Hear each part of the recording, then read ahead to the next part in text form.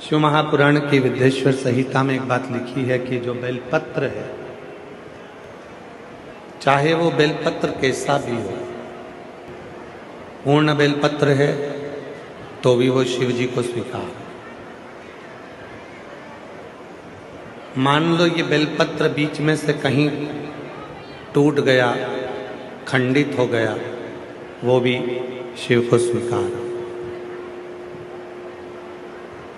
तो भी वो भगवान शंकर को स्वीकार।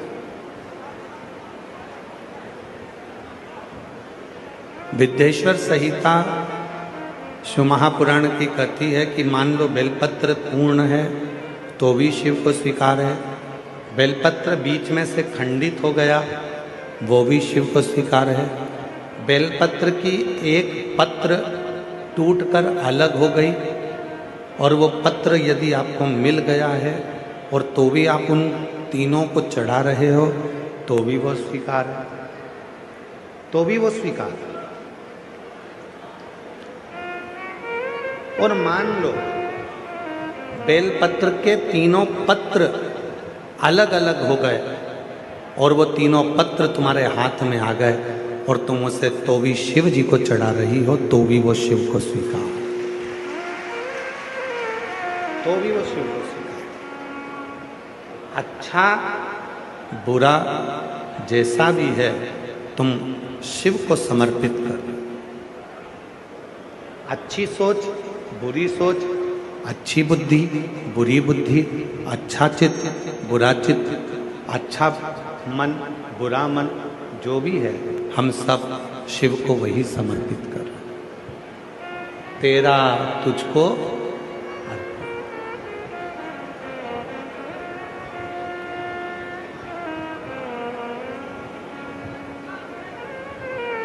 तेरा तुझको अर्पण। ये पत्र चाहे इनके 1000 टुकड़े हो जाएं, ये बेलपत्र चाहे इसके हजारों हजार टुकड़े हो जाएं तो भी वो शिव को स्वीकार। उसी तरह जैसे शंकर भगवान का शिवलिंग होता है, थोड़ा समझिएगा बहुत ध्यान से। घर में अगर भगवान कृष्ण की मूर्ति है, उसके उंगली टूट गई, हाथ टूट गया या कोई चीज में खंडित हो गई तो वो खंडित मानी जाए। माता रानी की कोई मूर्ति है, उसमें कोई टूट फूट हो गई तो वो खंडित मानी जाए।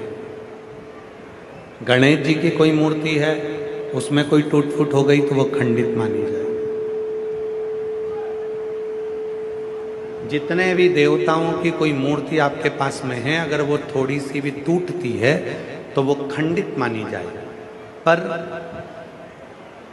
33 कोटि देवता में केवल एक देव अधिदेव महादेव का शिवलिंग एक ऐसा है जो 1000 भी टुकड़े हो जाएं तो भी वो खंडित नहीं माना जाता, वो अखंड ही माना जाता।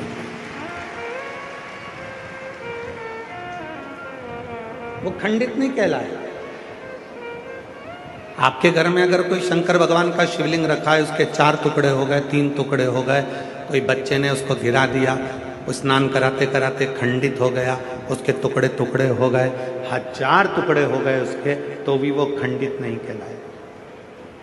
वो खंडित नहीं हो सकता, वो अखंड है।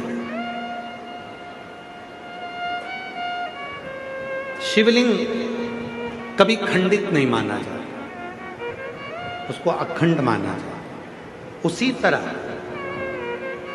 आपको बताया अभियाल कि ये बेलपत्र का एक पत्ता, ये दूसरा पत्ता, ये बेलपत्र का तीसरा पत्ता, ये तीनों पत्ते मान लो टूट गए, अलग अलग हो गए, आप चढ़ाने के लिए लेकर गए थे और ये पत्ते टूट कर अलग अलग हो गए, तो भी यदि आप इन तीनों पत्तों को एक साथ रखकर भी शिव को चढ़ा रहे हो तो भी वो अखंड ही माना जाएगा। वो खंडित नहीं, उसमें खंडता नहीं।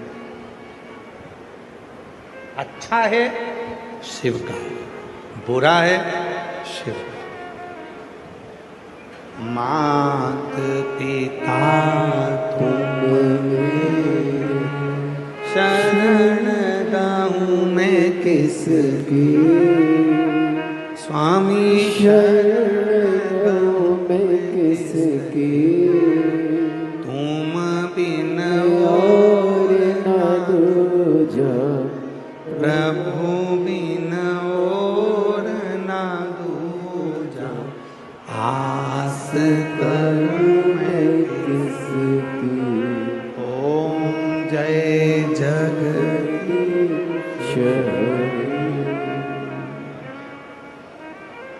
अखंडता